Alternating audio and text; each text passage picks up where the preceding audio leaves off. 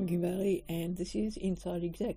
Today I'm joined by our guest host, Jamie Wadley, for the final part of our conversation with Steven Gaffney about leadership, vulnerability, unconditional power, all sorts of things that we've covered already in the conversation. We pick up today talking about his very first book, Just to Be Honest, and he has a great offer for our listeners to get a hold of that book and to start to think about the combination of being honest and being vulnerable as a leader. For people, if they mention your show and they send us an email, I'll send them the very first book I wrote, the electronic version of it, called Just Be Honest, which deals with this core distinction of fact, notice versus imagine we were talking about earlier. I'll send it to them for free. All they have to do is mention your show, send us an email, and it's easy, like if they're like, how do we get in touch with it? JustBeHonest.com is our website, and if they mention your show, we'll send them the book, Just Be Honest, because I really believe that this is the biggest challenge most people face within communication. And the biggest lie is when they think that, I'm always honest. No, we all are challenged with this. No, I think everything you said is just, as I mentioned earlier, it's just the pivotal point. It's where the rubber hits the road, if I can put it that way. And everything else flows from that. So it's amazing. I think it's the sort of thing we all should know, but we like to let manners get in the way and be the excuse of not implementing it. Very interesting. I might be the first person on that list. Oh, that's great. Well, of course, send that to you because it's so important. The other thing is vulnerability drives honesty. As leaders, the way to create that culture, going back to the culture, is being vulnerable and sharing. Listen, I've been challenged with this too, but this is what we're going to do moving forward, and just being vulnerable. How about sharing personal stories about getting to know each other? So one of the things I do with a team when I get a leadership team is there are 5 questions. Sometimes there's more, sometimes there's less, but essentially 5 questions I like to ask them that take down the barriers, and we can get to some of them, but takes down the barriers so people get to know them. So here's a great one to use. And somebody taught me this, so I'll pass it to you.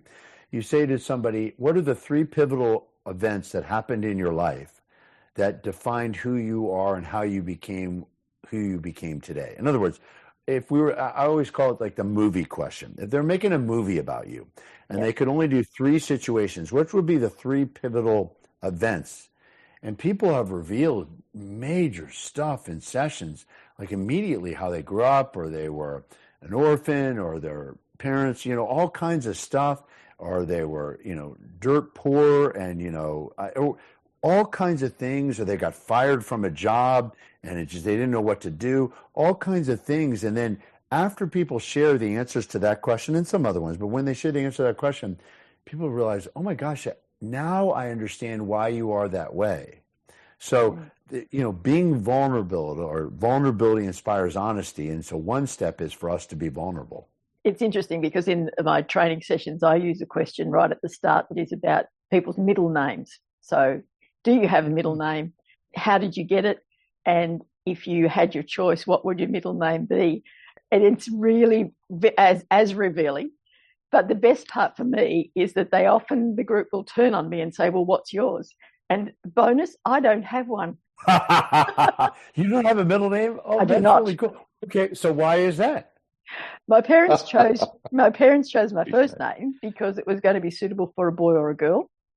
And they left the choice of the middle name up to me. And so I have one that I would like to use, and I reveal that as well.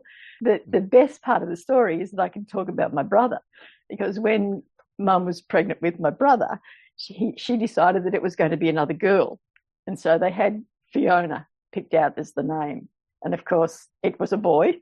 And so now, because they told us the story, so now whenever I get quite irritated with him, I'll just call him Fiona. And he has no comeback. But interesting about the vulnerability, because we've had a lot of guests over the last little while talking about their take on leadership and talking about being vulnerable as leaders. And then the other camp that talk about being servant leaders. And as we're seeing a trend moving away from the term of servant leadership, but still encompassing a lot of the qualities that were talked about when it was first very popular as a way of leading.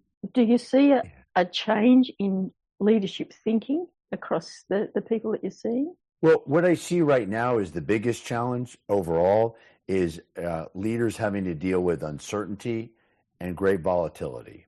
Mm-hmm. And it may be in all different ways, and it might be from the way people operate to the market segments to a little bit, there's a huge amount of uncertainty. And so what I've said to leaders is this is the time you find out who's a great leader. Leadership is easy when, the company's doing well for whatever reason, we're in a great market. And again, that could come back to being a great leader, but where leaders really get tested during tough times. And that's true about relationships. Have you ever had friends who you thought they were friends, but then you go through a tough time and you find out they're not around, and then you're surprised by other people who were not around come up? That's what happened to me when I had cancer. Like certain people I thought would be around weren't, and then a lot were, but then I found out other people who I didn't even, they were around me really, but not in a major way, stepped up. So I often say that times like this is really testing people who are great leaders. So if there's one trend I'm seeing, or a topic you might say, is dealing with great uncertainty.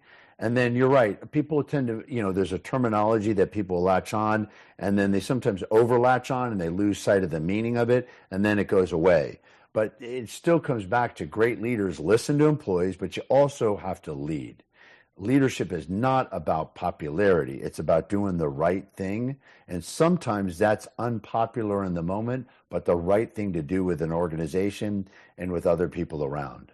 Steven, we are pretty much out of our time, and we've barely scratched the surface, I am sure, of all the things that we could talk about. Is there one thing that we have missed today that you would like to share with the listeners before we finish up? Well, so I believe that we need to really look at this teamwork thing. So we talked about getting the unset set, and we talked about notice versus imagine. We talked about being unconditionally powerful. But I'd like to give them with one other thought, and this is around be them.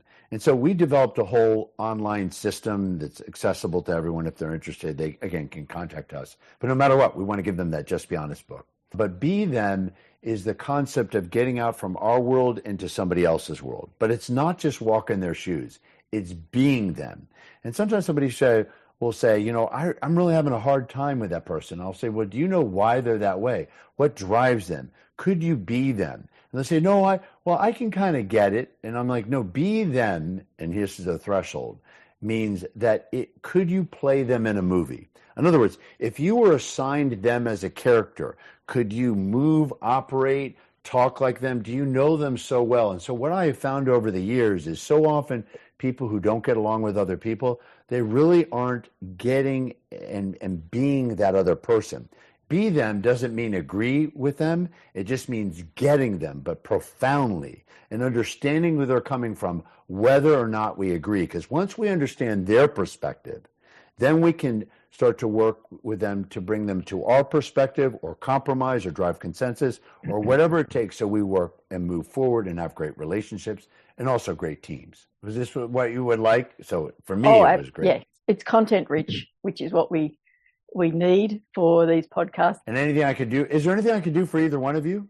I've got a lot of takeaways from what we've spoken about, and I must admit, I would have liked to have explored the chat's philosophy that you've come up with, and I can see how that starts to interlink with the conditional and the unconditional power. I think, the high achieving work team where they're responsible to each other is probably a step in the direction of, or part of the unconditional power.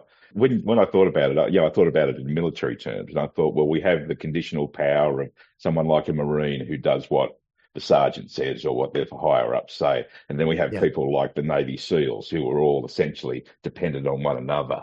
And the SEALs always have that reputation of being those ultimate high achievers. And I think we just have to apply that similar dumbing down of that information so we can apply it in some way in business, because, as you say, things are tough out there these days, and we have to really be at our best most of the time. So thank you. Yes. Oh, thank you. All right. We will finish on that note. Steven, we thank you for your time and for your sharing of your expertise this morning. On the website, on your guest page, there will be all of the ways that people can contact you and a little bit of your background. I'm sure that we will have to revisit the topic again at some point in the future, but we do appreciate you being here today. And thank you to Jamie for filling in for Fuliana as well. I'm Q Bailey, and this is Inside Exec. That's great. Thank you all. Great questions. Thank you. Thank you. Thank you. And thank you for having me. So I'd love to be on the show again, and let's keep in touch.